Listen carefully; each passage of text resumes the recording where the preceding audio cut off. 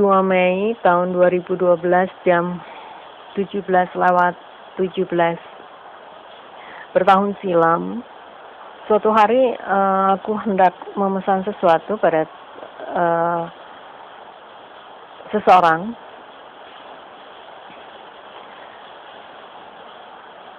Ku datangi rumahnya.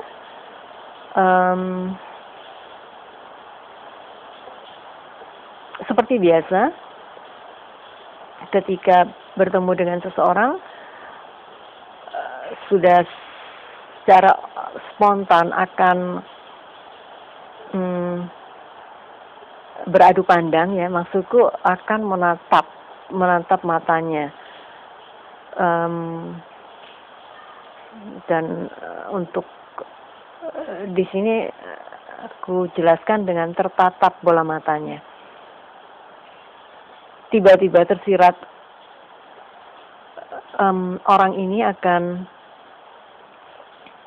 si ibu ini akan memiliki pil.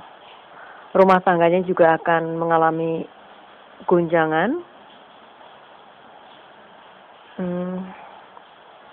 Jujur aku sempat terkejut, ya, dan merasa marah pada diri sendiri. Kalau ini adalah pikiran, alangkah buruknya sampai harus punya zuzon atau sampai harus berpikiran negatif seperti itu. Tapi itulah siratan. Sebenarnya aku cukup mengenal ibu ini. Dia seorang ibu yang tangguh, ya, dan di mataku dia seorang ibu yang tangguh, yang baik, yang penampilannya sangat sederhana. Sebenarnya pada waktu aku berkunjung itu amburadul sih penampilannya, dan selalu itu amburadul, nggak pernah rapi deh, nggak pernah neces deh. Kemudian sepertinya nggak dandan, sak penake dhewe orang Jawa bilang, nggak memperhatikan penampilan. Terus dia berjuang untuk menyekolahkan anak-anaknya, itu luar biasa banget, ya. Dia bangun rumah dari hasil kerjanya, kerja yang halal pastinya. Nah, tiba-tiba termunculkan siratan seperti itu. Oke, setelah siratan itu muncul, aku lupakan. Seperti biasanya juga, ya. Beberapa tahun berselang, 1-2 tahun kemudian, mungkin aku harus buka catatan diaryku dulu untuk lebih rincinya. Tapi rasanya akan membuang waktu. Oke, 1-2 tahun kemudian ada keperluan lagi untuk memesan sesuatu dengan si ibu ini. Tapi aku tidak menemukan seorang pun di rumahnya. Aku sempat tanya sama tetangganya, tidak ada yang tahu. Dan itu sampai berbulan-bulan aku mencoba mencari tahu di mana keberadaan mereka sekeluarga. Seperti ditelan bumi aja. Nggak ada yang tahu. Tetangga pun nggak ada yang tahu kemana perginya. Jujur aku merasa kehilangan karena si ibu ini dia menghasilkan sorry, aku nggak bisa menyebutkan ini karena akan menjurus ke seseorang. Intinya aku perlu dengan hasil karyanya dia, hasil karya si ibu ini, dan memang bagus, ya. Jadi blank deh. Terus suatu hari sepulang dari bepergian, mobil sudah di depan pagar. Ketika hendak membuka pintu pagar untuk memasukkan mobil ke dalam garasi, tiba-tiba aku seperti terdorong untuk pergi lagi, dan ini di luar kebiasaanku. Mana udara siang terik banget, aku sudah lapar, haus, nggak karuan deh. Terus capek lagi. Tapi itu ada dorongan kuat yang aku sendiri nggak paham. Padahal biasanya mau aku seperti begini di hari-hari yang lain, aku udah nggak peduli. Mau aku kepengen apa, mau kepengen sesuatu dan kepengen jalan lagi, tetap aja udah sampai di depan pintu pagar, mobil pasti kemasukan dan aku sudah nggak akan pergi kemana-mana. Yap, pada hari itu di luar kebiasaan. Akhirnya aku kemudikan mobil mau dibawa kemana aku juga nggak tahu. Hingga di satu tempat tiba-tiba aku melihat suami si ibu ini baru turun dari mobil, ada di depan pintu rumahnya. Aha, ini rupanya. Dan aku merasa girang banget gitu. Aku segera menghampiri beliau dan aku tanya, apa kabar Pak? Terus aku tanya juga, ibu gimana? Si bapak menjawab seperti ogah-ogahan ya. Entah mengapa ini juga sudah di luar di luar kendaliku. Aku bicara yang membuat aku terheran-heran. Aku bicara apa sih sebenarnya? Tapi itu semua itu di luar kendali ya. Kalimat-kalimat yang ku ucap itu benar-benar sangat bukan aku banget gitu. Berbicara dengan laki-laki lain, suami orang, dengan cara memaksa seperti nggak ada sopan santunnya, itu bukan aku banget. Tapi yang pada saat itu yang terlakukan. Aku bilang, ibu lagi sakit ya Pak. Suaminya seperti si suami tersebut terkejut dan tidak senang dengan kalimat pertanyaanku. Aku seperti kayak nggak peduli pada saat itu. Aku bilang, ibu lagi sakit nih ya Pak ya. Saya jadi kepengen ketemu nih Pak. Aku mau maksa ya, dan ini memang benar-benar keterlaluan deh. Akunya ini keterlaluan banget. Sampai akhirnya aku melihat suaminya nggak terlihat semakin nggak nyaman dengan kondisi ini. Akhirnya aku serahkan aku berikan nomor telepon. Aku bilang gini aja Pak, kalau seumpama ibu pulang nanti silakan telepon saya. Saya kepengen ketemu sama ibu. Oke, gitu. Ketika akan meninggalkan tempat tersebut, ketika akan beranjak pergi, tiba-tiba si bapaknya itu bilang gini, si suami ibu ini bilang, mari masuk dulu Bu, kita ngobrol di dalam. Wah, surprise banget aku ya. Akhirnya aku masuk ke dalam, aku bertemu dengan anak-anaknya. Mereka berdua ini sepakat ya bahwa si ibunya ini sedang sakit akibat dibuat sama orang lain. Spontan pada saat itu aku bilang, enggak, tidak dibuat orang lain. Gini aja, ini nomor telepon saya. Aku berikan beberapa nomor telepon ya, handphone dan nomor telepon rumah. Silakan ditelepon sesegera mungkin. Ibu segera aja dibawa pulang ke kemari dan kemudian silakan ke rumah saya.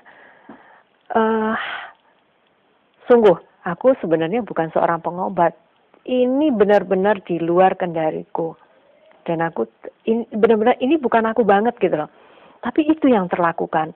Setelah itu aku pamit pulang. Dan beberapa bulan setelahnya, pada suatu malam sekitar jam 9, tiba-tiba ada pintu pagar diketok seseorang. Aku sempat mengintip, rupanya suami si ibu itu. Aku tanya, ada apa Pak? Ini saya mau ketemu. Aku pikir nih, kalau sumpamanya dia sendiri aku nggak bakalan mau buka pintu. Aku tanya, dengan siapa Pak? Ada ibu. Mana ibu? Itu di mobil. Aku memang lihat ada mobil di balik pohon besar. Suasananya sebenarnya gelap ya. Sebenarnya tidak terlihat orang di dalam, tapi aku melihat seperti ada gerakan perempuan di dalam, dan aku yakin itu istrinya, itu si ibu. Akhirnya aku buka pintu, aku persilakan mereka masuk. Ketika mereka masuk, aku aku melihat bahwa si ibu ini penampilannya sudah amburadul, lebih amburadul banget. Pandangan matanya juga nanar ya.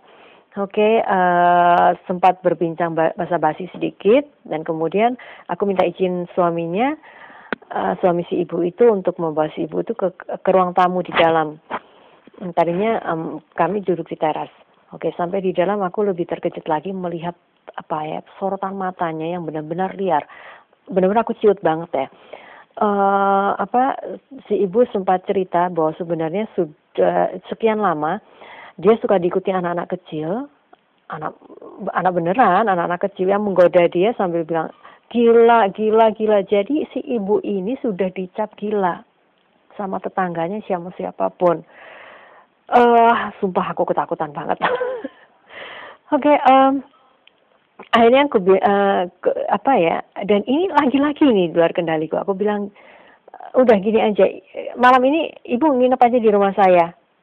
Udah pasti dia nolak. Pada saat itu si ibu tuh nolak. Aku bilang, supaya bisa bisa tuntas, Bu. Akhirnya aku ajak si ibu ini untuk suaminya, dan aku bilang, Bapak silakan pulang. Oh, bapaknya juga terkejut kan, ini kok apa-apaan ini. Aku jelaskan supaya saya bisa bicara lebih enak sama ibu, lebih terbuka, supaya ibu bisa bicara terbuka dengan saya. Tapi bapak silakan pulang, nanti kalau sudah selesai kita akan telepon sama bapak untuk jemput ibu, atau kalau nggak gitu, kalau sudah kemalaman biar aja ibu menginap di rumah. Ya sudah, si bapak pulang pada akhirnya, sekalipun terlihat berat ya dia meninggalkan istrinya. Mungkin dia takut kalau ada apa-apa gitu. Begitu si bapak pulang, aduh, benar-benar aku tuh sampai bilang, Allah, ini apa nih? Aku tuh takut banget sama orang sorry, maaf punten, sama orang-orang gila. Aku takut. Benar, aku takut. Sementara si ibu ini dengan matanya yang liar, nggak kebayang. Aku pikir, supaya aku bilang gini, Allah, kalau sampai terjadi apa-apa, aku nggak tahu ini mesti kayak gimana. Gimana caranya ngatasin? Kalau seumpamanya si ibu ini sampai ngamuk, aduh, aku udah nggak tahu lagi gimana caranya ngatasin hal ini. Aku bilang, tolong bantu aku ya Allah. Aku ingin nolong ibu ini. Tolong bantu aku untuk menyelesaikan masalah ini. Oke. Awalnya si ibu ini alot banget ya, nggak mau cerita apapun. Sepertinya dia simpan tuh, dia punya rahasia. Dan kemudian aku melihat sorot matanya masih nanar, tanpa senyum, mukanya tegang. Setiap dia bicara itu tersirat ya. Aku mencoba bertanya untuk mengorek keterangan, dan itu memang sulit ya. Setiap dia bicara itu muncul siratan-siratan baru. Tiba-tiba aku teringat dengan siratan yang pernah muncul pertama kali ketika beberapa tahun silam. Terus, tapi sebenarnya bukan karena itu yang akhirnya aku merasa si ibu ini memiliki bukan karena ada histori sebelumnya, histori siratan sebelumnya, enggak. Tapi dari siratan yang muncul pada hari itu muncul lagi. Intinya ini satu hal yang di luar dugaanku juga. Aku merasa pada hari itu, pada malam itu, aku seperti bukan aku. Bukan main. Aku bisa bicara seperti seorang penasehat, seperti seorang yang sudah ahli banget yang untuk mengatasi orang-orang seperti ini. Intinya tepat di jam 12 malam, masalah itu selesai. Tiba-tiba si ibu itu mukanya terlihat cerah. Benar-benar pandangan matanya sudah jauh lebih bagus ya. Jauh lebih lebih hidup. Dan tepat jam 12 ini masalah ini, si ibu ini selesai. Akhirnya telepon suaminya untuk menjemput istrinya. Sempat si suami itu tanya, gimana Bu, hasilnya gimana, coba aja lihat, aku bilang gitu kan.